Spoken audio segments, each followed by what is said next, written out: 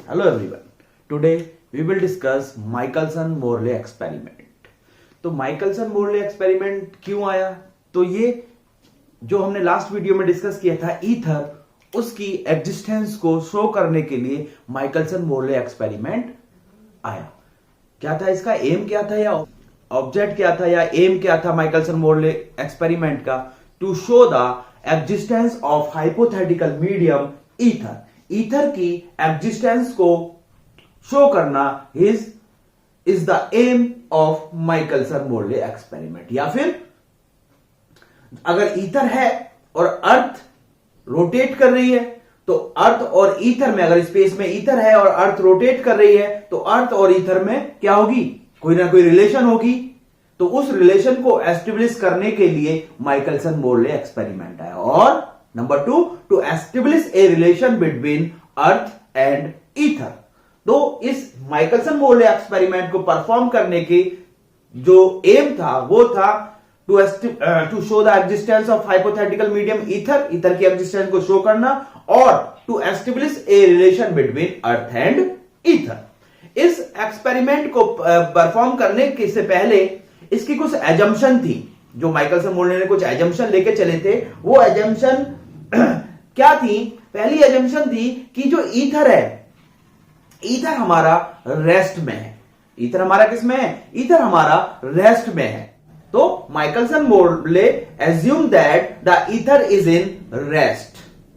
पहली एजम्पशन उन्होंने ये मानी ईथर को शो करने के लिए। दूसरी एजम्पशन जो थी, दूसरी एजम्पशन उन्हें मानी कि जो अर्थ रोटेट कर रही है, जो स्पिन ऑर्बिट पर रोटेट कर रही है अर्थ, उसको उन्होंने नेग्लेक्ट किया। उन्होंने सिर्फ कौन सा मोशन लिया? अर्थ का ऑर्बिटल मोशन लिया। यानी कि अर्थ की वेलोसिटी जो हम कहते हैं 30 किलोमीटर पर सेकंड की स्पीड से वेलोसिटी मूव करती है, उसी को उन्होंने कंसीडर की। तो उन्होंने दो एजम्पशन लिए इस माइकलसन-मोरले ने इस एक्सपेरिमेंट को परफॉर्म करने के लिए। पहला एजम्पशन क्या लिया कि ईथर जो है वो रेस्ट में है, और दूसरा एग्जाम्पशन ये लिया कि उन्होंने सिर्फ अर्थ की ऑर्बिटल वेलोसिटी को ही कंसीडर किया, जो कि 30 किलोमीटर पर सेकंड की वेलोसिटी से अर्थ मूव करती है। ठीक है, उसको परफॉर्म करने के लिए इन्होंने क्या किया? इन्होंने एक सोर्स ऑफ लाइट लिया। मैं पहले एक्सपेरिमेंटल अरेंजमेंट की बात करूं, ईथर की एग्जिस्टेंस को शो करनी है, यानी कि हमारे चारों तरफ क्या है? ईथर है, जो हमने लास्ट वीडियो में डिस्कस किया था। तो यहां पर हमने क्या किया? इन्होंने एक सोर्स ऑफ लाइट लिया, मोनोक्रोमेटिक सोर्स ऑफ लाइट लिया। जब मोनोक्रोमेटिक सोर्स ऑफ लाइट लिया तो इससे एक सिंगल वेवलेंथ की, सिंगल वेवलेंथ यानी कि सिंगल, मोनोक्रोमेटिक का मतलब क्या है? मोनोक्रोमेटिक का मतलब है कि वो सोर्स जिससे सिर्फ एक ही वेवलेंथ, सिंगल वेवलेंथ की लाइट निकले, यानी कि सिंगल कलर की लाइट निकले। तो एक सोर्स ऑफ मोनोक्रोमेटिक लाइट लिया, इससे एक रे ऑफ लाइट इंसिडेंट हुई। यहां पर इन्होंने एक सेमी सिल्वर्ड प्लेट को यहां पर इन्होंने ये रख दिया, जो कि कितने एंगल पर रखी गई? 45 के एंगल पर इंक्लाइंड कर दी। इस प्लेट को कितने एंगल पर इंक्लाइंड किया है? 45 एंगल पर इंक्लाइंड किया है। ये सेमी सिल्वर्ड है, इसके कारण इसका एक पार्ट, जो ये लाइट आई है यहां पर, एक पार्ट इसका क्या होगा? आपका रिफ्लेक्टेड होकर और ट्रांसमिटेड होकर चला जाएगा, और एक पार्ट रिफ्लेक्टेड होकर इधर को चला जाएगा। तो यहां पर इन्होंने क्या किया? इससे सेम डिस्टेंस L पर, इस प्लेट से सेम डिस्टेंस L पर यहां पर फुली रिफ्लेक्टिंग दो मिरर रखे, इसका नाम M1 रख दिया, और इधर भी उन्होंने एक मिरर और रखा, उसका नाम उन्होंने M2 दिया। दोनों के दोनों मिरर क्या है? फुली रिफ्लेक्टेड है, बाहर से पॉलिश किया हुआ है, और दोनों को सेम डिस्टेंस L पर रखा प्लेट से।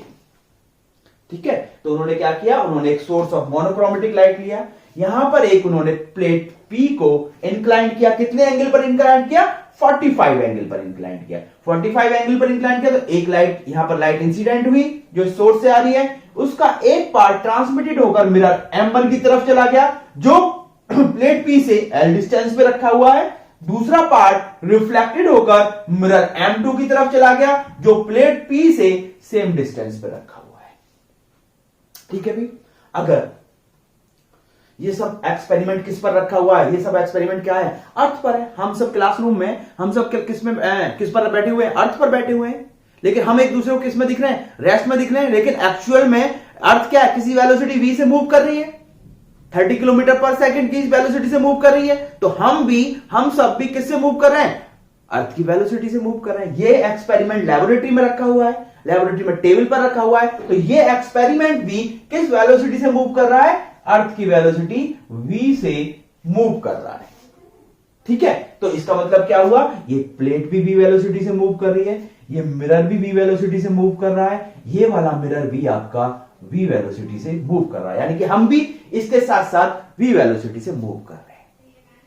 अगर ईथर है और ईथर भी इसके साथ साथ मूव कर रहा है, या मैं देखूं तो मुझे क्या दिखाई दे रहा है कि ये लाइट यहां से यहां गई, यहां से वापस आ गई, c वेलोसिटी से गई, यहां से यहां गई और यहां से वापस आ गई। ये तो शो हो रहा है कि ये लाइट, ट्रांसमिटेड लाइट यहां से m1 गई, m1 से वापस आ गई, रिफ्लेक्टेड लाइट m2 पर गई, m2 से वापस आ गई। वेलोसिटी दोनों की सेम c वेलोसिटी से जा रही है। अगर ये रेस्ट में है सिस्टम तो c वेलोसिटी से जा रही है, c वेलोसिटी से आ रही है, ये भी c वेलोसिटी से जा रही है, c वेलोसिटी से आ रही है। डिस्टेंस भी सेम चल रही है दोनों l, यानी कि जब यहां पर दोनों लाइट आएंगी, ये एक रिफ्लेक्टेड लाइट आ गई और एक ये ट्रांसमिटेड लाइट आ गई, तो दोनों यहां पर जो दोनों का टाइम है आने का, वो दोनों का टाइम जो है वो सेम होगा। दोनों का टाइम क्या होगा? सेम होगा। दोनों वेव क्या है? देखो भाई, एक लाइट आई, यहां से गई, यहां से चली गई, वापस आ गई। कितनी डिस्टेंस चली? l डिस्टेंस चली, c वेलोसिटी से चली। ये वाली लाइट यहां से यहां गई, यहां से वापस आ गई, c वेलोसिटी से गई, l डिस्टेंस चली। तो दोनों यहां पर आने में क्या लेंगी? सेम टाइम लेंगी। तो सेम टाइम लेंगी, दोनों क्या आएंगी? सेम टाइम पर आएंगी। तो दोनों कौन सा है? कंस्ट्रक्टिव या डिस्ट्रक्टिव इंटरफेरेंस को फॉलो करेगी। इनके बीच में जब ये सेम टाइम पर आ रही है, कोई भी फेज डिफरेंस नहीं होगा, कोई भी पाथ डिफरेंस नहीं होगा दोनों के बीच में, क्योंकि दोनों सेम टाइम पर आ रही है। जब टाइम डिफरेंस 0 हो गया, दोनों सेम टाइम पे आ रही है, तो path difference, velocity into time difference, तो पाथ डिफरेंस भी 0 हो गया। पाथ डिफरेंस 0 हो गया तो यहां पर आपको कंस्ट्रक्टिव इंटरफेरेंस मिल जाएगा, कोई भी शिफ्ट नहीं मिलेगी। क्लियर है? लेकिन अर्थ क्या है? ईथर क्या है? ईथर यहां पर है, स्पेस में है, और ईथर को किसमें माना गया है? रेस्ट में माना गया है। और ईथर रेस्ट में है, तो ये पूरा का पूरा सिस्टम ईथर के रेस्पेक्ट में क्या कर रहा है? मोशन में है। यहां पर हमने ये क्या लिया? टेलीस्कोप लिया है, जिससे हम क्या देखते हैं? यहां पर इंटरफेरेंस पैटर्न देखते हैं। अभी हमें यहां पर जब हमने सिस्टम को इस तरह से माना कि ये हमारे रेस्पेक्ट में, अर्थ रेस्ट में है, तो ये रह गई, ये गई, सेम टाइम पर आई, ये भी सेम टाइम पर आई, तो हमें यहां पर कोई भी पाथ डिफरेंस नहीं मिला, कोई भी फ्रेंडशिप नहीं मिली, यानी कि हमें यहां पर एक ब्राइट कंस्ट्रक्टिव इंटरफेरेंस पैटर्न इस टेलीस्कोप से हमने यहां पर देख लिया, जो भी इंटरफेरेंस पैटर्न बन रहा है। क्लियर है? अब इस एक्सपेरिमेंट को समझने के लिए मैं एक एग्जांपल देता हूं। देखो भाई, ये जो है ये एक रोड है, ये एक रोड है, एक रोड का एक किनारा है, ये शायद दूसरे वाला किनारा है। ये रोड है, मान लो ये रोड जो है, इस रोड को मैं ईथर बोल रहा हूं। ये रोड जो है, ये रोड है, और रोड क्या है? ईथर है, क्योंकि ईथर किसमें है? हमने यहां पर एक्सपेरिमेंट जो परफॉर्म कर रहे हैं माइकलसन बोले, इसमें ईथर को क्या माना है हमने? ईथर को हमने रेस्ट में माना है। तो मैंने एक रोड ले ली, और ये रोड किसमें है? रेस्ट में है, तो इस रोड को मैं ईथर बोल रहा हूं। अब यहां पर एक कार है जो कि v वेलोसिटी से चल रही है, इससे l डिस्टेंस पर एक दूसरी कार है C2, ये C1 कर दो। ये कार C1 है, इससे L डिस्टेंस पे कार C2 है जो कि V वेलोसिटी से चल रही है। इस सड़क रोड के दूसरी तरफ, इस रोड की जो डिस्टेंस है बीच वाली, ये भी L है। इसके दूसरी तरफ एक कार है C3, वो भी V वेलोसिटी से चल रही है। अब समझना, मैंने इस प्लेट को C1 कार से शो कर दिया। ये प्लेट जो है आपकी, ये B वेलोसिटी से चल रही है, तो मैंने इसे C1 कार से शो कर दिया कि B वेलोसिटी से चल रही है। ये मिरर M1 को मैंने C2 कार से डिनोट कर दिया, जो कि B वेलोसिटी से चल रही है, और ये जो मिरर M2 है, इसे C3 कार से डिनोट कर दिया, ये भी B वेलोसिटी से चल रही है। अब मेरे रेस्पेक्ट में, अगर मैं इस कार में हूं किसी में भी, तो एक दूसरे के रेस्पेक्ट में क्या है? ये रेस्ट में है। रिलेटिवली क्या है? दोनों एक दूसरे के रेस्ट में है। टी टाइम में जितनी डिस्टेंस ये चलता है, उतनी ये चलता है, उतनी ये चलता है, तो इनके बीच की डिस्टेंस हमेशा क्या रहती है? सेम ही रहती है। क्लियर है? अब मैं किसी एक पर्सन से बोलता हूं जो इस कार में है कि भाई तो तुमको यहां से इस कार तक जाना है और इस कार को छूकर वापस आना है। C1 कार से कहां जाना है? C2 कार पर जाना है और C2 कार को छूकर वापस C1 पर आना है। क्लियर है? क्योंकि ये कार b वेलोसिटी से चल रही है, ये भी b वेलोसिटी चल रही है, तो उस पर्सन को किस वेलोसिटी से जाना पड़ेगा? ग्रेटर देन b वेलोसिटी से जाना पड़ेगा। तो मैंने मान लिया कि वो c वेलोसिटी से जाता है। जो इसमें से पर्सन जाता है वो इधर को जो जा रहा है वो किस वेलोसिटी से जाता है? c वेलोसिटी से जाता है। किस वेलोसिटी जाता है? c वेलोसिटी से जाता है। ये कार भी इधर को चल रही है, ये कार भी इधर को चल रही है और ये पर्सन भी c वेलोसिटी से जा रहा है, तो इसकी ओवरऑल वेलोसिटी कितनी हो जाती है? c minus b। डिस्टेंस कितनी चला ये? l चला, तो ये टाइम कितना लेता है यहां से यहां पहुंचने में? l upon c minus b। क्योंकि जितने ही आगे बढ़ रहा है इतना ही आगे बढ़ रहा है। कितना टाइम लिया इसने? l upon c minus b। अब ये वापस आएगा, जब ये वापस आता है तो इसकी वेलोसिटी किधर को हो गई? इधर को हो गई, और कार किधर को चल रही है? उधर को चल रही है, तो इसकी ओवरऑल वेलोसिटी कितनी हो जाती है आपकी? c plus B. क्लासिकली आपने देखा है कि जब ये है, ये भी इधर को चल रहा है और हम इसे ओवरटेक कर रहे हैं, तो हम क्या करते हैं? धीरे धीरे ओवरटेक कर रहे हैं। अगर ये b वेलोसिटी से चल रहा है और मैं c वेलोसिटी से ओवरटेक कर रहा हूं, तो मेरी ओवरऑल वेलोसिटी मुझे कितनी दिखाई देती है? c minus v. और जब हम अपोजिट डायरेक्शन में आते हैं तो मुझे कितनी दिखाई देती है? c plus v. तो इसने वापस आने में कितना टाइम लिया? l upon c plus v. यानी कि जो टाइम पूरा लिया इस पर्सन ने यहां तक जाने में, यहां से टकराकर वापस आने में कितना लिया? t1 लिया, l upon c minus v और l upon c plus v. यानी कि ये लाइट जो यहां से इधर को जाएगी, इससे टकराएगी, टकराकर वापस आएगी, टकराकर वापस आने में कितना टाइम लेगी? t1 l upon c minus v, l upon c plus v. क्योंकि जाने में इसकी वेलोसिटी कितनी है? c minus v. आने में इसकी वेलोसिटी कितनी है? c plus B. डिस्टेंस दोनों में ही कितना चल रही है? l डिस्टेंस चल रही है। तो टोटल टाइम यहां से यहां जाने में, जाने में आने में, टोटल टाइम जाने का टाइम प्लस आने का टाइम। तो t2 equal to l upon c minus v plus l upon c plus v. यहां से हमने ये निकाल दिया। क्लियर है? अब इसके सेकंड फेज को समझते हैं, जो दूसरे वाले को समझते हैं। इसको मैं भी रफ कर दूं। अब मैं कहता हूं कि भाई इस पैसेंजर से कि अब तुझे C2 को तो आप टच करके आ गए, अब आपको C3 को टच करके आना है। अब आपको यहां से इधर को जाना है, c वेलोसिटी से जाना, इधर को जाना है। जैसे ही यहां से अगर ऐसे चलेगा, अगर मान लो ये बिल्कुल सीधा चले यहां से, तो ये कार C3 इतनी देर में क्या पहुंच जाएगी? आगे पहुंच जाएगी। भाई ये तो यहां से चला, मान लो बिल्कुल सीधा चल दिया, ये यहां पर पहुंचा, तो जिस टाइम में ये यहां पर पहुंच रहा है उस टाइम में ये C3 कार कहां पर होगी? यहां पर होगी। तो ये तो टच नहीं कर पाएगा। या फिर एक और देखो, बॉर्डर पे हमारे कोई भी खड़ा हुआ है, ये कोई आर्मी वाला खड़ा हुआ है, ठीक है, और यहां से कोई भी एनिमी का कोई भी शिप आता है, यहां से इसको इस तरह से बना दो, ये कोई शिप आता है। अब इसको इस पर क्या करना है? शूट करना है, गोली मारनी है। तो क्या करेगा ये? अगर ये सीधी सीधी मारेगा गोली, ऐसे गोली मारेगा, तो क्या होगा? ये शिप आगे चला जाएगा और ये गोली क्या होगी? सीधी चली जाएगी, क्योंकि शिप भी v वेलोसिटी से चल रहा है। शिप v वेलोसिटी से चल रहा है। अगर ये बिल्कुल सीधा करके गोली मार देगा तो ये गोली तो इधर चली जाएगी, क्योंकि शिप की पोजीशन उस टाइम पर यहां पर होगी। तो इसको क्या करना पड़ेगा? इस शिप को गोली मारने के लिए, जब ये बिल्कुल इसके ऊपर है, तो इसे इस एंगल पर मारना पड़ेगा कि जब वो शिप यहां पहुंचे तब उसकी गोली भी यहां पहुंचे। ठीक है? और वो किस पे डिपेंड करता है? वो डिपेंड करता है इस वेलोसिटी, जो ये वेलोसिटी है, इसके हॉरिजेंटल कंपोनेंट पर। ये अलग तौर में बाद में डिस्कस करेंगे, भैया नहीं, लेकिन उसके किस पे डिपेंड करता है? किस एंगल पर मारे? वो डिपेंड करता है इसके हॉरिजेंटल कंपोनेंट पर। क्लियर है भाई? तो सिमिलरली अब जब ये C1 से पैसेंजर गया C3 को छूने के लिए, अगर सीधा जाएगा तो वो निकल जाएगा। तो वो क्या करेगा? वो इस तरह से जाएगा कि इसको इतने टाइम में यहां पकड़ ले। ये भी आगे भी वेलोसिटी चल रही है, तो इसकी पोजीशन क्या हो जाएगी? ये वाली हो जाएगी इस टाइम पर। फिर ये इसको छूकर वापस आएगा।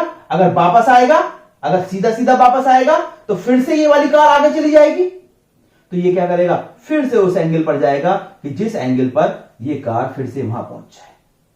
ये किस वेलोसिटी है, मान लिया मैंने टी टाइम में ये C1 से C3 पर पहुंचा, तो ये भी b वेलोसिटी से चल रही है, तो ये कितनी डिस्टेंस चलती है आपकी bt। भाई ये भी तो b वेलोसिटी चली है। ये C1 से कोई भी पर्सन है जो C3 की तरफ जा रहा है, वो टी टाइम में C3 पर पहुंचा, तो उतने में C3 भी तो वेलोसिटी से चल गई, कितनी वेलोसिटी की, bt वेलोसिटी से चल गई, तो इसकी पोजीशन ये हो गई। फिर से ये कार भी इतनी वेलोसिटी से यहां आ गई, bt वैल्यू, ये वाली डिस्टेंस अगर मैं यहां से परपेंडिकुलर डाल दूं तो ये भी कितनी होगी, bt हो गई। फिर से जब ये वापस आएगा फिर से bt और चलेगी, फिर से ये bt और चलेगी, क्योंकि सारी की सारी क्या चल रही है, सेम वेलोसिटी v से चल रही है, ये भी v वेलोसिटी से, b भी v वेलोसिटी से, ये भी वेलोसिटी से। तो इस तरह का पाथ हमें क्या होगा, अर्थ को, क्योंकि अर्थ क्या है, रेस्ट में है, ये कार तो सारी की सारी मोशन में है, हमें तो यही दिखाई दे रहा है कि जब ये कार चल रही है तो ये भी चल रही है, तो ये ऐसे गया ऐसे वापस आ गया, ऐसे गया ऐसे वापस आ गया। लेकिन जो अर्थ है रेस्ट में है, ये अर्थ को क्या दिख रहा है कि जब यहां से चला था तो ये दोनों की पोजीशन यहां थी, जब इसने इसको यहां पर C1 से C3 पर आया तो C3 की पोजीशन यहां थी और C1 की पोजीशन यहां थी, तो यानी कि ये इस तरह से चला होगा, ठीक है। फिर जब इस पे वापस आया तो ये इस तरह से वापस आया होगा। ऐसे ही जब लाइट सिग्नल यहां से चला, मैंने माना M2 मिरर पर t सेकंड में पहुंच जाएगा, तो M2 मिरर पर जब ये t सेकंड में पहुंच रहा है तो मिरर भी किस वेलोसिटी चल रहा है, b से चल रहा है, तो ये मिरर भी आपका कितनी डिस्टेंस चल चुका होगा, bt डिस्टेंस चल चुका होगा।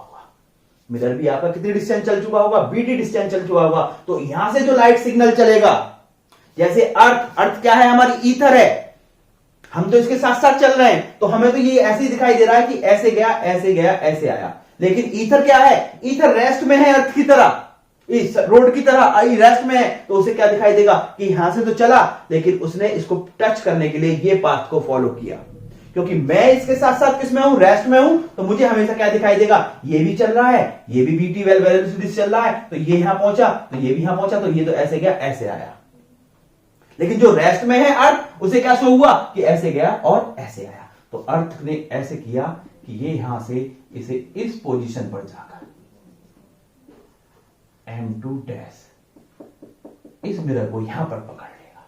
तो ये वाली डिस्टेंस कितनी चलाइए, ये वाली डिस्टेंस चलाइए bt। अब इधर को गया, c वेलोसिटी से चला, अब वापस आएगा फिर इसके पास, ये प्लेट भी, अब इस प्लेट की पोजीशन भी ये हो चुकी है p डैश, फिर से bt डिस्टेंस और चलेगी, t टाइम भी वापस आएगा, तो फिर से इसकी डिस्टेंस क्या हो गई, ये p डबल डैश हो गई, और ये यहां से इस तरह से ये वापस आ गया। तो टोटल टाइम कितना लिया इसने यहां से यहां तक जाने में, यहां से यहां तक गया टी टाइम में, और टी टाइम में यहां तक आया, तो टोटल टाइम कितना हो गया हमारा, T2 equal to 2t। T2 equal to कितना हो गया, 2t, क्योंकि टी टाइम में P से कहां पहुंच रहा है, यहां पहुंच रहा है, और यहां से वापस आ रहा है, तो टी टाइम में जा रहा है, टी टाइम में आ रहा है, तो टोटल टाइम कितना हो गया 2t। ये डिस्टेंस यहां से यहां तक c वेलोसिटी से गया, कितने टाइम में पहुंचा, टी टाइम में, तो ये वाली डिस्टेंस कितनी हो गई, ct हो गई। ये वाली डिस्टेंस P से ये वाली डिस्टेंस कितनी हो गई, ct हो गई। यहां से परपेंडिकुलर डाल दिया तो ये कितनी हो गई आपकी, L हो गई, और ये वाली डिस्टेंस कितनी हो गई, bt हो गई। तो इस वाले ट्रायंगल में आप पाइथागोरस थ्योरम लगा दोगे और t की वैल्यू निकाल दोगे, और t की वैल्यू निकल जाएगी तो आपका क्या आ जाएगा, यहां से टोटल टाइम T2 आ जाएगा, उसका तुमने 2 टाइम्स कर दोगे तो क्लियर है। तो ये था, अब इसको हम थोड़ा सही से कर लेते हैं, क्लियर है भाई। तो अब हमें क्या करना है, पहले ट्रांसमिटेड लाइट का टाइम कैलकुलेट करना है। तो let T1 be the time taken bye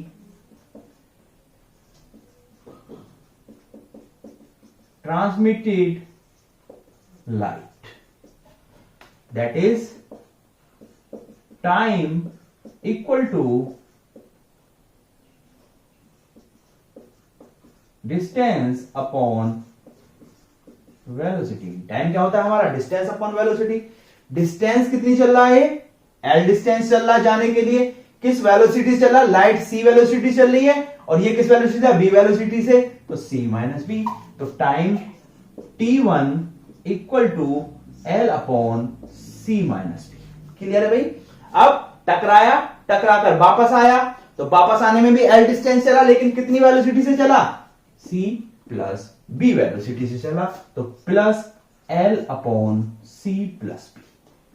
तो t1 इक्वल टू एलसीएम ले लो आप, c minus v, c plus v, l c plus l v plus l c minus l v. L v से l v cut गया, तो कितना हो गया ऊपर, 2lc अपॉन नीचे a square minus b square का फॉर्मूला बन गया c square minus we square. तो t1 इक्वल टू कितना आ गया हमारा, 2lc upon C square minus we square. Clear है भाई।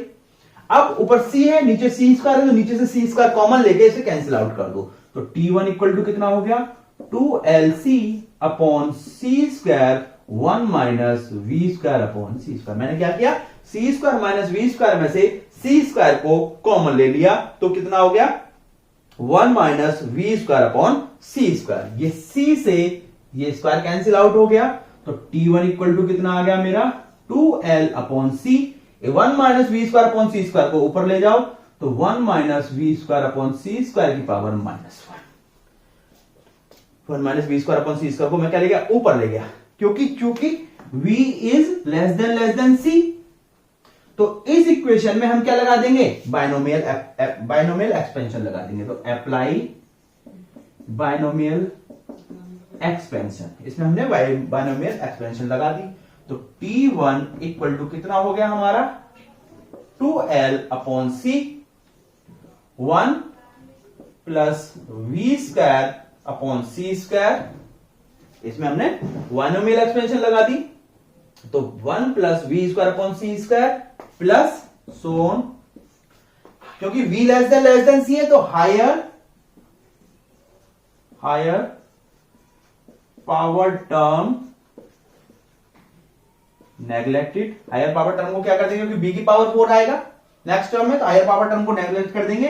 तो t1 इक्वल टू कितना आ गया हमारा, 2l upon C 1 plus we square upon C square. Equation number 5 हमने क्या किया, हमने t1 को निकाल दिया 2l upon C 1 plus we square upon C square, यानी कि ट्रांसमिटेड लाइट ने जितना टाइम यहां से जाने में और जाकर वापस आने में लिया, वो हमने कैलकुलेट कर दिया। हम क्या कैलकुलेट करना चाह रहे हैं, हम पाथ डिफरेंस कैलकुलेट करना चाह रहे हैं, क्योंकि हमें क्या निकालना है, फेज डिफरेंस।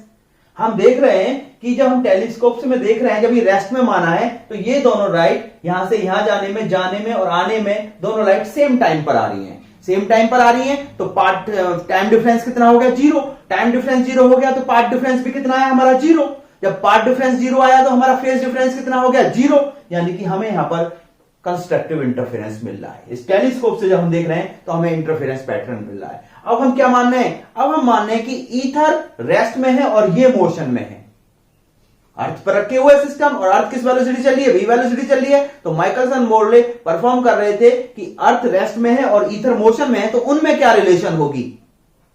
तो सारा का सारा एक्सपेरिमेंट किसको परफॉर्म मानकर किया जा रहा है, ईथर को मानकर किया जा रहा है। तो ईथर को मानकर जब t1 निकाला, तो ये आ गया। अब क्या निकालना है, t2 निकालना है। तो let t be the time taken by the reflected रे।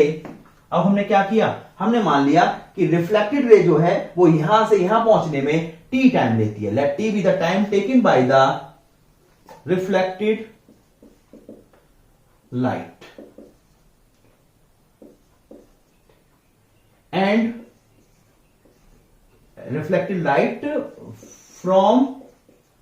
reflected light from P to M2, from P to M2, and T2 be the time from P to M2 to P, यानी कि P से M2 गया और M2 से फिर P पर आ गया total time. Then T2 equal to कितना हो गया आपका, 2T। Equation number 2। क्यों? हमने माना कि रिफ्लेक्टेड लाइट जो है P से M2 पहुंचने में T टाइम ले रही है, तो T टाइम जाने में लिया और T टाइम आने में लिया, तो टोटल टाइम कितना हो गया? 2T हो गया। अब चूंकि T टाइम ले लिया, अभी हमने डिस्कस किया था, तो लाइट अगर सीधी जाएगी और वापस आ जाएगी, क्योंकि हम रेस्ट में हैं, लेकिन ईथर के रेस्पेक्ट में ये किस वेलोसिटी चल रहा है? बी वेलोसिटी चल रहा है। अर्थ किस वेलोसिटी से मूव कर रही है? बी वेलोसिटी से मूव कर रही है। तो जैसे कार मूव कर रही थी, तो जो रोड थी वो तो ईथर है, रोड तो अपनी जगह फिक्स है, लेकिन कार क्या कर रही है? आगे मूव कर रही है। तो उसके लिए यहां से जब लाइट चलेगी तो उसको हमें किसी एंगल पर इस तरह से जाती हुई दिखाई देगी, और ये मिरर की पोजीशन हमारी कितनी हो जाएगी? ये हो जाएगी M2 डैश। तो ये T टाइम में यहां से चली, T टाइम में यहां पहुंची, तो ये डिस्टेंस चली आपकी CT, ये डिस्टेंस चला BT, फिर से ये प्लेट भी यहां पहुंच गई, BT डिस्टेंस चल गई, क्योंकि ये भी B वेलोसिटी से चल रही है। इसकी पोजीशन क्या होगी? यहां पर होगी। अब फिर से T टाइम में ये इस तक आएगी, हमें तो ऐसे दिखेगा कि ऐसे चली, क्योंकि ये प्लेट भी धीरे धीरे आगे पहुंच रही है। इसको मैं इस टाइम से रफ कर दो। ये प्लेट भी यहां पर पहुंच चुकी है P डैश पोजीशन पर, ठीक है। फिर से T टाइम में हमें तो ये दिख रहा है कि प्लेट भी आगे चल रही है।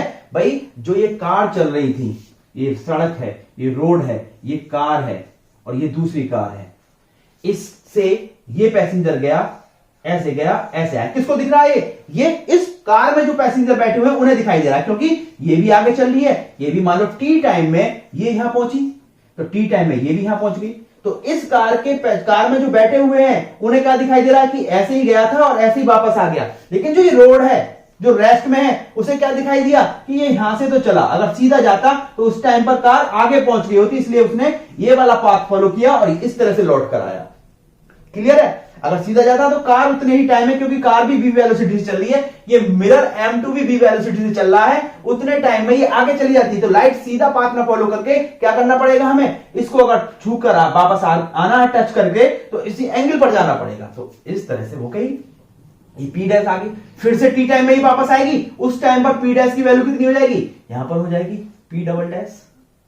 तो लाइट फिर से इस तरह से लौटकर अपनी ही कार पर यहां पर वापस आ जाएगी। जब ये कार कौन सी है? ये प्लेट P है और ये मिरर M2 है, तो M2 की पोजीशन क्या होगी? यहां पर होगी। पहले क्या थी M2 की पोजीशन? यहां, प्लेट की पोजीशन यहां, फिर ये T टाइम में यहां पहुंचे, यानी कि BT डिस्टेंस चला, ये भी P टाइम में यहां पहुंचा, BT डिस्टेंस चला, फिर अगले BT टाइम में ये यहां पहुंचा, BT डिस्टेंस चला, ये भी यहां पहुंचा, BT डिस्टेंस चला, तो फिर से लौट कर आ गई। यहां से हमने एक परपेंडिकुलर डाल दिया P डैश पर। ये आपका C वेलोसिटी से चल रही है लाइट, T टाइम में यहां पहुंची तो ये CT हो गई, ये आपकी L हो गई और ये आपकी कितनी हो गई? BT हो गई।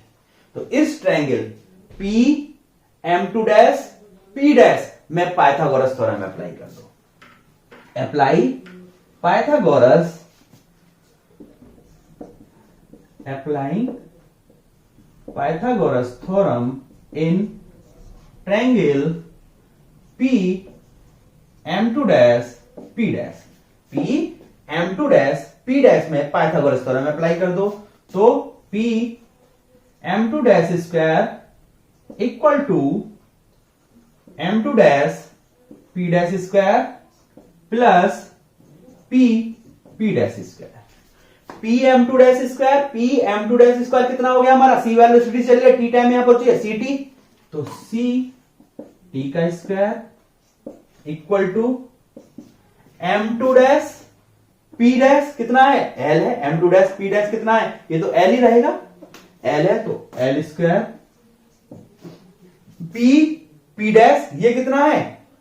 B वेलोसिटी से चल रहा है, ये भी B वेलोसिटी से चल रहा है और T टाइम में यहां पहुंच रहा है, तो डिस्टेंस कितनी होगी? BT, तो BT का होल स्क्वायर स्क्वायर, तो ये होगा C square T square equal to L square plus V square T square. हमें तो T निकालना है, तो T को दोनों एक तरफ ले लो, C square T square minus V square T square equal to L square, T square common ले लो, तो C square minus P square equal to L square, T square निकाल दो, T square equal to L square upon C square minus P square, T निकाल दो, तो T equal to L square का L हो गया upon C square minus B square की power 1/2। हमें क्या चाहिए? V square upon C square, हम क्या करें, इसमें से सी स्क्वायर को इसमें से हम कॉमन ले लें। तो हमने क्या किया, T equal to L upon C square common ले लिया, तो 1 minus we square upon C square की पावर 1/2। और जब बाहर कॉमन लेंगे सी स्क्वायर को, तो बाहर कितना आएगा, सी ही कॉमन आएगा, क्योंकि स्क्वायर रूट 1/2 भी है। तो सी स्क्वायर को जब बाहर लोगे तो बाहर आकर कितना आएगा, सी ही आएगा। तो सी बाहर आ गया 1 minus we square upon C square की पावर 1/2, क्योंकि सी स्क्वायर को जब इसमें से कॉमन ले रहे हो तो उसका स्क्वायर रूट भी करोगे तो बाहर कितना मिलेगा, सी ही मिलेगा। ठीक है, तो टी इक्वल टू कितना हो गया आपका, एल अपॉन सी, इसको ऊपर ले जाओ, 1 minus we square upon C square की पावर -1/2। फिर से इसमें बाइनोमियल एक्सपेंशन अप्लाई कर दो, अप्लाइंग बाइनोमियल एक्सपेंशन। तो टी इक्वल टू कितना हो गया, एल अपॉन सी, 1 माइनस 1/2 इधर आ गया, प्लस का V square upon 2c square plus 100। Clear है भाई। हायर पावर टर्म को नेग्लेक्ट कर दो, neglect higher power terms, because v less than c, v less than c है, तो b की पावर 4 अपॉन c की पावर 4 इज वेरी स्मॉल, तो हम उसे नेग्लेक्ट कर देंगे। तो यहां से हमें कितना मिल गया, t इक्वल टू मिल गया हमें, t इक्वल टू कितना मिल गया, यहां से चलो आगे लिख लेते हैं, बस कर लेते हैं। तो t इक्वल टू कितना मिल गया हमें, t इक्वल टू मिल गया l upon C 1 plus we square upon 2c square. Equation number 3।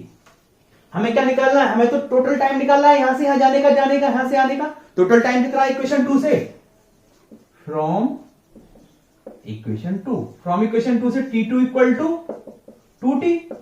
तो t2 इक्वल टू कितना आ गया हमारा, 2l अपॉन सी, टी की वैल्यू अभी हमने कैलकुलेट की है, यहां से पुट कर दो, 1 plus we square upon 2c square.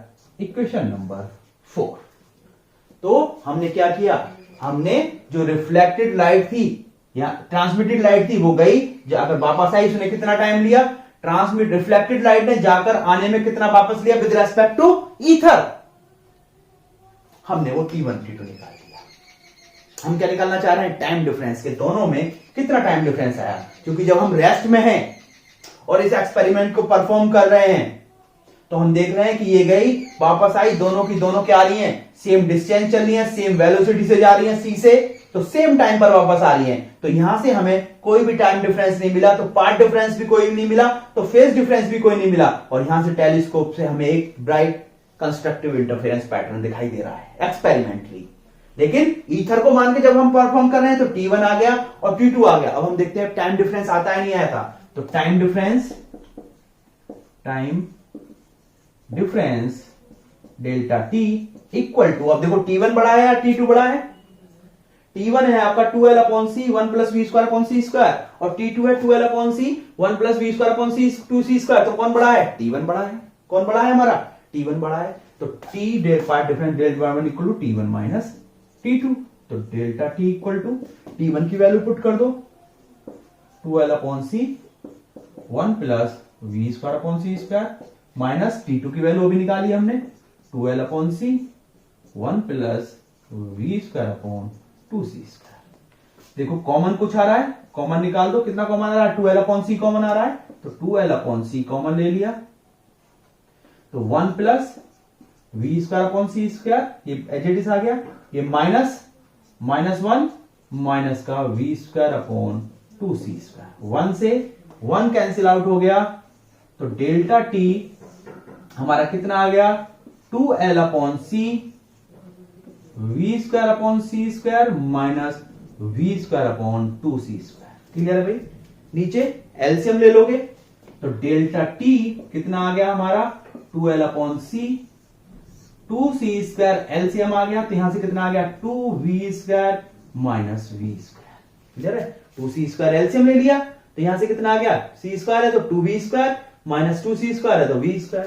तो यहां से डेल्टा टी हमारा कितना आ गया, 2l upon C into V square upon 2c square. तो 2 से 2 कैंसिल आउट हो गया, तो डेल्टा टी पार्ट डिफरेंस आ जाता है हमारा l V square upon C cube equation number 5। यानी कि जब हम सारी कैलकुलेशन ईथर को रेस्ट में मान के, जो कि रोड की तरह बिहेव कर रहा था, और ये हमारा एक्सपेरिमेंट अर्थ पर है और वी वेलोसिटी चल रहा है, तब कैलकुलेट कर रहे हैं, तो हमारा टाइम डिफरेंस कितना आया, एल वी स्क्वायर अपॉन सी स्क्वायर। जब टाइम डिफरेंस आ गया है तो हमारा क्या होगा, यहां पर पार्ट डिफरेंस भी होगा। तो टाइम डिफरेंस, पार्ट डिफरेंस कितना आ जाएगा हमारा, तो that is path difference equal to c into delta T. Velocity, path equal to velocity into time difference, तो equal to path difference equal to c into delta T हमने निकाल दिया। L V square upon C Q, C से ये cut गया 2 times, तो path difference हमें कितना मिला, एल वी स्क्वायर अपॉन सी स्क्वायर। पार्ट डिफरेंस कितना मिला हमें, एल वी स्क्वायर अपॉन सी स्क्वायर, ये दोनों में पार्ट डिफरेंस है। ठीक है भाई। अब उन्होंने क्या किया, इस सिस्टम को इधर से ऐसे रोटेट कर दो आप, या ऐसे रोटेट कर दो, 90 डिग्री पर रोटेट कर दिया। अब 90 डिग्री पर रोटेट क्यों किया, चूंकि जो अर्थ की वेलोसिटी है वो ईथर के रेस्पेक्ट में कितनी है, v वेलोसिटी है। जो अर्थ की वेलोसिटी है वो ईथर के रेस्पेक्ट में हमने कितना माना है, v वेलोसिटी से चल रहा है। तो जो ट्रांसमिटेड लाइट है वो इस वेलोसिटी के पैरेलल और एंटी पैरेलल दोनों तरह से, जब इधर को जा रही है तो उसके पैरेलल जा रही है, जब वापस आ रही है तो उसके एंटी पैरेलल वापस आ रही है, और जो रिफ्लेक्टेड लाइट है वो कैसे जा रही है, परपेंडिकुलर जा रही है। भाई जो ईथर के रेस्पेक्ट में जो अर्थ की वेलोसिटी है उसके रेस्पेक्ट में हम देखें तो जब अर्थ की वेलोसिटी इधर है ईथर के लिए, एक बार ये पैरेलल जा रही है अर्थ की वेलोसिटी के, एक बार एंटी पैरेलल, और एक बार कैसे जा रही है, परपेंडिकुलर जा रही है। तो जब हम इसे 90 डिग्री रोटेट कर देंगे, तो जब हम 90 डिग्री अगर ऐसे है और इसे हम इस तरह से या इस तरह से रोटेट करते हैं, तो 90 डिग्री रोटेट करते हैं, तो जैसे ही से हमने रिफ्लेक्टेड को देखो, पहले रिफ्लेक्टेड को 90 डिग्री रोटेट किया तो किस पर आ गई है, ट्रांसमिटेड पर आ गई, और ट्रांसमिटेड को 90 डिग्री पर रोटेट किया तो किस पर आ गई है, रिफ्लेक्टेड पर आ गई। देखो इस तरह से, अगर ये रेड वाली, ये रेड आपकी रिफ्लेक्टेड है और ट्रांसमिटेड है, और ये रिफ्लेक्टेड है, अगर आप इस तरह से 90 पर रोटेट करते हो तो रेड वाली किस पर आ गई, रिफ्लेक्टेड पर आ गई, और ये ब्लैक वाली किस पर आ गई, ट्रांसमिटेड पर आ गई। और इस तरह से रोटेट करते हो आप 90 डिग्री, तब भी आपकी रिफ्लेक्टेड वाली किस पर आ जाती है, ट्रांसमिटेड वाली पर आ जाती है, और ट्रांसमिटेड वाली कितने पर आ जाती है, रिफ्लेक्टेड पर आ जाती है। तो यदि यहां पर कोई इंटरफेरेंस पैटर्न बन रहा है, यदि यहां पर कोई इंटरफेरेंस पैटर्न बन रहा है, तो 90 डिग्री रोटेट करने पर उस इंटरफेरेंस पैटर्न में क्या आएगा, शिफ्ट आ जाएगा, थोड़ा सा क्या हो जाएगा, शिफ्ट आ जाएगा, और उसे हम टेलीस्कोप से ऑब्जर्व कर सकते हैं। 90 डिग्री पर रोटेट करने का क्या मतलब था, कि जब ये रिफ्लेक्टेड है और ट्रांसमिटेड है, जब इसे रोटेट किया तो रिफ्लेक्टेड की जगह ट्रांसमिटेड हो गया, ट्रांसमिटेड की जगह रिफ्लेक्टेड हो गया। पार्ट डिफरेंस तो इतना ही आएगा, लेकिन जो इंटरफेरेंस पैटर्न है उसमें क्या आ जाएगा, थोड़ा सा शिफ्ट आ जाएगा। मान लो इस तरह से है, इस तरह से है, तो जब इसे 90 डिग्री पर रोटेट करोगे तो ये जो है ये शिफ्ट होकर थोड़ा सा यहां पर आ जाएगा और ये आगे बढ़ जाएगा। तो उसमें क्या होगा, जैसे ये है तो जब 90 डिग्री पर रोटेट किया तो इंटरफेरेंस पैटर्न में हमारा धीरे से, मान लो ये यहां है, धीरे से क्या आएगा, शिफ्ट आएगा, थोड़ा सा शिफ्ट आएगा। 90 डिग्री रोटेट करने पर थोड़ा सा क्या आएगा, शिफ्ट आएगा। वो उसी शिफ्ट को ऑब्जर्व करना चाह रहे थे, तो उन्होंने उसे 90 डिग्री पर रोटेट कर दिया। तो जब 90 डिग्री पर रोटेट करेंगे तो उतना ही पार्ट डिफरेंस उन्हें फिर से मिलेगा, उतना ही पार्ट डिफरेंस उन्हें फिर से मिलेगा। तो टोटल पार्ट डिफरेंस कितना हो जाएगा हमारा, तो टोटल पार्ट डिफरेंस कितना हो जाएगा, T O, total part difference delta X. Total part difference कितना हो जाएगा हमारा, delta X equal to 2L v square upon C square. Equation number 5, equation number 6, equation number 7। यानी कि जब आप इसे 90 डिग्री पर रोटेट करोगे तो जितना पार्ट डिफरेंस पहले मिला था उतना ही पार्ट डिफरेंस फिर से मिलेगा, तो टोटल पार्ट डिफरेंस कितना हो जाएगा 2LV² दुगना हो जाएगा। ठीक है, शिफ्ट का मतलब क्या है, एक वेवलेंथ के पार्ट डिफरेंस में अगर एक वेवलेंथ का पार्ट डिफरेंस हुआ है तो एक फ्रिंज शिफ्ट होती है। जैसे ये है और मैं कहता हूं कि एक वेवलेंथ का पार्ट डिफरेंस शिफ्ट हुआ है तो ये इसकी जगह ऐसे है, ये ब्राइट है ये डार्क है, ये ब्राइट है ये डार्क है और एक वेवलेंथ का शिफ्ट हुआ है तो ये ब्राइट वाली इस डार्क की पोजीशन पर आ जाएगी और ये आगे बढ़ जाएगी। अगर आपका एक वेवलेंथ का फ्रिंज शिफ्ट हुआ है तो फ्रिंज में कितना शिफ्ट हो जाएगा, पार्ट डिफरेंस अगर एक वेवलेंथ एक लैम्डा के बराबर पार्ट डिफरेंस हुआ है, चेंज आया है, तो फ्रिंज में कितना शिफ्ट आएगा, अगर ये ब्राइट है ये डार्क है तो ये ब्राइट वाली डार्क पर आ जाएगी और डार्क वाली आगे शिफ्ट हो जाएगी, एक शिफ्ट आ जाएगा। पार्ट डिफरेंस में लैम्डा पार्ट डिफरेंस चेंज होने के कारण कितना शिफ्ट आता है आपका 1 का शिफ्ट आता है। तो for path difference lambda shift इन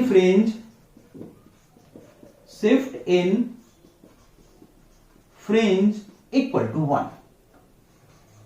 अगर आपका वेव पार्ट डिफरेंस में आपने कितना चेंज किया है, लैम्डा का चेंज किया है, ब्राइट है और ये डार्क है, तो शिफ्ट में कितना, फ्रिंज में कितना शिफ्ट हो गया, ब्राइट की जगह डार्क होगी और ये आगे बढ़ गई, थोड़ा सा चेंज आ जाता है। फिर अगर आप इसे 1 कर दो, पार्ट डिफरेंस 1, तो शिफ्ट इन फ्रिंज कितनी हो जाएगी आपकी 1/λ। और आपका अगर पार्ट डिफरेंस ये हो जाए तो फ्रिंज शिफ्ट कितनी आ जाती है, यदि आपका पार्ट डिफरेंस है 2LV²/C², तो शिफ्ट इन फ्रिंज कितनी हो गई आपकी 1/λ इंटू 2LV²/C²। और यहां पर हमने इसे रफ कर दो, और यहां पर हमने फ्रिंज शिफ्ट को डिनोट किया डेल्टा एन से, किसी किसी बुक में डेल्टा से भी डिनोट कर रखा है ना, किसी में डेल्टा एन से भी डिनोट कर रहा है, तो डेल्टा स्मॉल एन से डिनोट किया है। कितनी आ गई हमारी delta small N equal to 2LV²/C²। तो हमें कितना शिफ्ट मिल रहा है, हमें शिफ्ट मिल रहा है 2LV²/C²। ठीक है भाई, कितना शिफ्ट मिला जब हमने इसे रोटेट कर दिया, हमें टोटल शिफ्ट फ्रिंज में मिला, यानी कि फ्रिंज यहां थी तो फ्रिंज पैटर्न इस तरह से, ये मान लो ब्राइट फ्रिंज है और ये आपकी डार्क फ्रिंज है, ये इस तरह से कर लो, ये रेड वाली आपकी ब्राइट फ्रिंज है और ब्लैक वाली आपकी डार्क फ्रिंज है। तो जब हमने उसे रोटेट किया टोटल शिफ्ट हमें कितना मिला 2LV²/C²। इस तरह से ये फ्रिंज शिफ्ट हो रही थी, इस तरह से अपनी पोजीशन से शिफ्ट हो रही थी। लेकिन जब एक्सपेरिमेंटली हम टेलीस्कोप से देख रहे थे तो हमें कोई भी फ्रिंज शिफ्ट नहीं मिली। अगर इसमें हम जो इन्होंने माइकलसन मोर्ले ने इसमें वैल्यू पुट करी तो L की वैल्यू ली थी, L इक्वल टू 11 मीटर लिया। वेलोसिटी जो ली, अर्थ की जो वेलोसिटी ली वो ली इन्होंने 3 × 10⁴ मीटर पर सेकेंड। और जो लाइट इन्होंने यूज की थी मोनोक्रोमेटिक लाइट जो उन्होंने यूज की थी उसकी वेवलेंथ ली इन्होंने 5500 एंगस्ट्रॉम या फिर 5.5 × 10⁻⁷ मीटर। कितनी ली उन्होंने 5.5 × 10⁻⁷। और C की वैल्यू हमें पता ही है, C कितना लिया उन्होंने 3 × 10⁸ मीटर पर सेकेंड। जब ये वैल्यू इस फ्रिंज शिफ्ट में वैल्यू पुट कर दी 2 × 11 × 3 × 10⁴ का स्क्वायर अपॉन 3 × 10⁸ का होल स्क्वायर इंटू 5.5 × 10⁻⁷। तो उन्हें फ्रिंज शिफ्ट मिली 0.4। कितनी फ्रिंज शिफ्ट मिली उन्हें 0.4 की फ्रिंज शिफ्ट मिली। जो उन्होंने एक्सपेरिमेंटल डाटा यूज किया था, इन दोनों के बीच की डिस्टेंस जो L ली वो कितनी ली थी 11 मीटर ली थी। जो वेव लाइट यूज की, एक्चुअली जो लाइट यूज की उसकी वेवलेंथ ये ली थी, C ये लिया था, अर्थ की वेलोसिटी इतनी मानकर चले थे। जब इस डाटा को रखा तो उन्हें फ्रिंज शिफ्ट मिली 0.4 रोटेट करने पर। लेकिन जब हम टेलीस्कोप से देख रहे हैं तो टेलीस्कोप से हमें कोई भी फ्रिंज शिफ्ट नहीं मिल रही, क्योंकि टेलीस्कोप क्या है, टेलीस्कोप तो एग्जैक्ट अगर थोड़ा सा भी मामूली सा भी शिफ्ट होगा फ्रिंज में तब भी वो ऑब्जर्व कर लेगा। कितने तक ऑब्जर्व कर लेता है? 0.01 तक ऑब्जर्व कर लेता है। नॉर्मली हम ऑब्जर्व नहीं कर सकते, लेकिन टेलीस्कोप जो है वो 0.01 तक, अगर थोड़ा बहुत भी शिफ्ट हुआ है 0.01 तक भी, तब भी ये ऑब्जर्व कर लेगा। लेकिन यहां पर तो माइकलसन मोरले एक्सपेरिमेंट में जो परफॉर्म कर रहे थे, ईथर को मानकर कितना फ्रेम शिफ्ट आ रहा था? 0.4। और टेलीस्कोप से यहां पर कोई भी फ्रेम शिफ्ट नहीं मिला। तो उन्होंने सोचा शायद हमने गलत कर लिया। उन्होंने और साइंटिस्ट बुलाए, उनसे इस एक्सपेरिमेंट को परफॉर्म कराया, डिफरेंट वेदर में किया, डिफरेंट प्लेसेस पर किया, लेकिन उन्हें हमेशा 0.4 फ्रेम शिफ्ट ही मिली मैथमेटिकली। और टेलीस्कोप से उन्हें कोई भी फ्रेम शिफ्ट ऑब्जर्व नहीं हुई।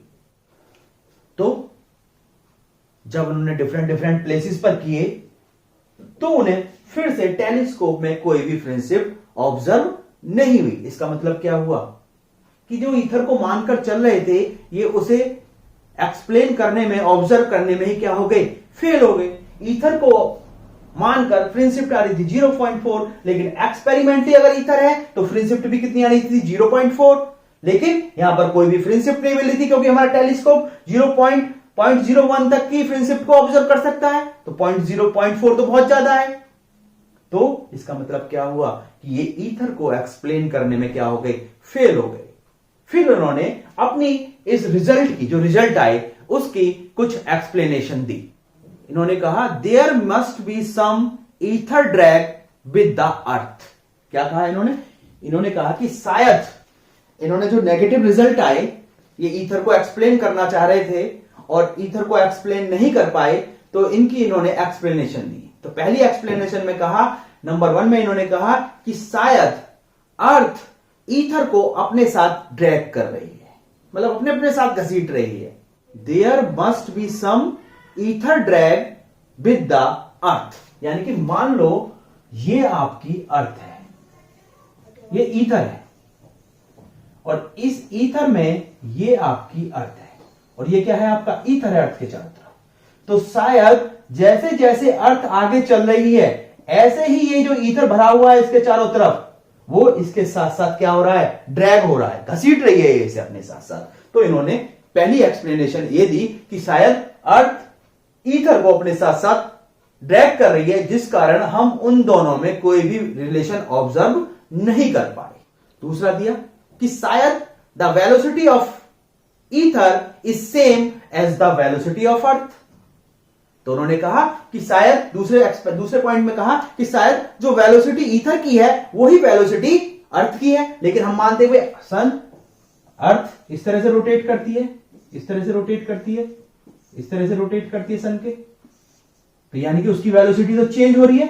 तो क्या ईथर की भी वेलोसिटी चेंज हो रही है? जब उन्होंने सेकंड पॉइंट दिया कि जिस वेलोसिटी से अर्थ चल रही है, ईथर भी हमारा उसी वेलोसिटी से चल रहा है, इसलिए हमें उनमें रिलेटिव रिलेशन हमें ऑब्जर्व नहीं हो पा रही, दोनों में सेम रिलेशन आ रही है, फ्रेम शिफ्ट नहीं आ रही, 0 आ रही है। तो हो सकता है कि अर्थ और ईथर दोनों एक साथ सेम वेलोसिटी से चल रहे हैं। तो फिर यह है कि भाई अर्थ तो अपनी वेलोसिटी को चेंज करती है, तो क्या ईथर भी चेंज कर रहा है? ठीक है। थर्ड पॉइंट को लॉरेंज ने एक्सप्लेन किया। लॉरेंज ने कहा कि जितनी भी थर्ड पॉइंट में जितनी भी बॉडीज हैं, जब वो मोशन में हैं, तो उनकी लेंथ क्या होती है? कॉन्ट्रैक्ट होती है। तो वो कहता है थर्ड पॉइंट में, all body contract along the direction of motion. Direction of motion में उसकी लेंथ क्या होती है? कॉन्ट्रैक्ट हो रही है। तो शायद इसमें भी क्या हो रहा है, जब वो रिफ्लेक्टेड और ट्रांसमिटेड लाइट जा रही है सी वेलोसिटी से, तो उनके जो बीच में डिस्टेंस है वो क्या हो रही है? कॉन्ट्रैक्ट होती हुई अपीयर हो रही है। ठीक है। फोर्थ पॉइंट क्या दिया? फोर्थ में आइंस्टीन ने एक्सप्लेनेशन दी। आइंस्टीन कहता है फोर्थ पॉइंट में कि ईथर का कॉन्सेप्ट मीनिंगलेस है।